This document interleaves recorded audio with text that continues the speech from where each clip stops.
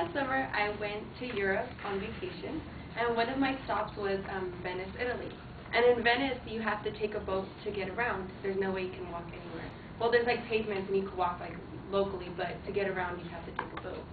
So one afternoon, my parents and I, we took a boat ride, a little taxi ride, around Venice, and we decided to do the outskirts of Venice. Which when we were doing that, the taxi driver showed us this island, a really big island. And I asked him what it was, and he's like, oh, it was an old hospital, but now it's run down and it's going under renovation, but no one ever wants to go back and fix it. But he left it at that, and he didn't say anything else, so I didn't question it. But it made me curious, so I did some research. So today I'm going to talk about Poveglia Island and where it is, what it is, the history behind it, and why it's haunted. This is Poveglia Island. This is on a boat. You can see that's the bell tower, and that's the area around it.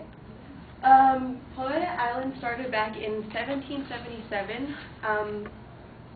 It was a jurisdiction for the public health center of Venice.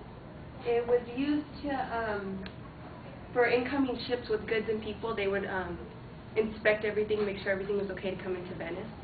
And then in 1793, 2 ships were discovered to have people who had a plague. They were very ill. So it was used as a temporary containment center for them. So they would stay in these rooms that they had.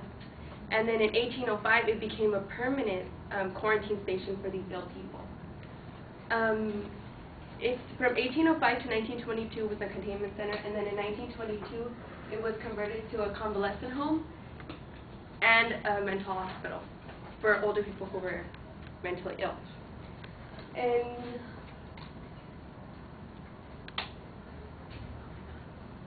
in 1922, the mental people started seeing ghosts around the hospital, but the nurses and people didn't believe them because they knew that they were mad. So stories would go on and on and on, and some mental victims claimed to be like possessed by these plague victims, and like they were tortured. And they were said that at night that they could hear the cries of the plague victims in the hospital beds. Approximately 160,000 people died there. Some were victims of the plague and some were mental patients. The people who died from the plague, they were burned, and their ashes were spread into the field nearby the island. There was a bridge. There were 2 islands: the main island where the hospital was, and then there was another island that had a bridge that had. It was just a plain field, just an open field. They would dump their ashes there. They dumped so much ashes that the soil and the ash came together and it became like a sticky residue. So now when you walk through, it's really sticky and soft, and when you pick up the powder, it just goes everywhere. And this is what the hospital looks like now. It was under renovation, but there was no point. No one else wanted to go back there. In 1968, it was abandoned for good. There's said to be that there was one doctor who was mentally ill. He would torture his patients with chisels, hammers, and drills. He would kill most of his patients. And after years of doing it, he went mad. And it said that the ghost of the patients that he had killed led him up to the bell tower. This bell tower, where he jumped off at the very top. And one of the witnesses, which was a nurse, said that he didn't die from the fall. That when he was on the floor laying there in pain, a mist came from the ground and choked him to death. And that's how he died. And yeah, that's Poveglia Island, and today I talked about what it was, the history behind it, and why it's haunted.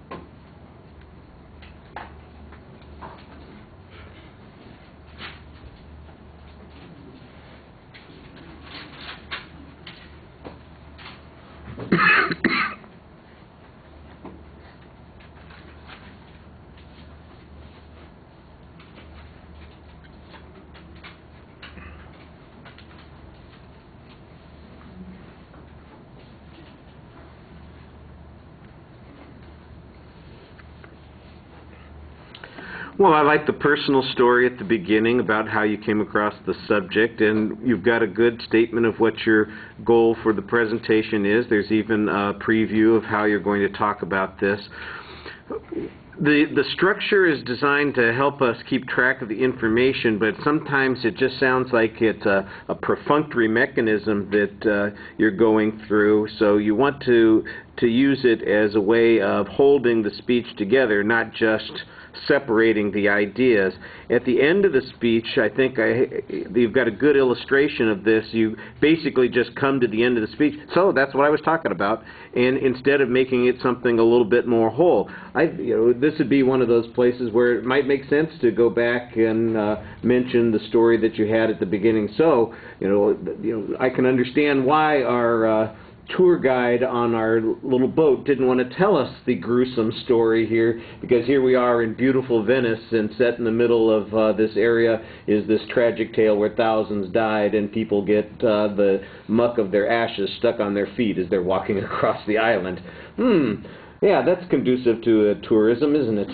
You kind of have to give it a little bit more context. You're giving us good detail, but it's really a brief kind of version. You have to make it a little bit more involving. One of the things that I think you could do to help that, even if you didn't add a lot of content to it, is to change the way you're delivering some of the language in the presentation. You project pretty well. You've got okay variety in your voice, but I think you could use a little bit more emotion. This is a foreboding subject. There are tragedies going on here. This person who tortured their patients is a little bit, let's face it, that's a little sick.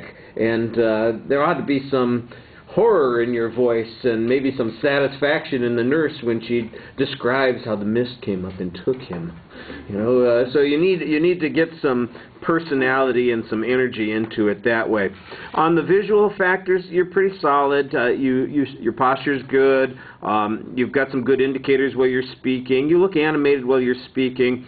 Sometimes you roll your eyes up when you are either uncertain about where you're going next, or you're trying to think of the next idea. It's like, oh, let me see, where am I going now? And your eyes are not quite like a great white shark about to take a big bite, but your eyes have rolled back a little bit. So you need to be a little bit more focused on the audience and less on the content issues and what you're doing. And don't forget that you're trying to relate to people while you're speaking.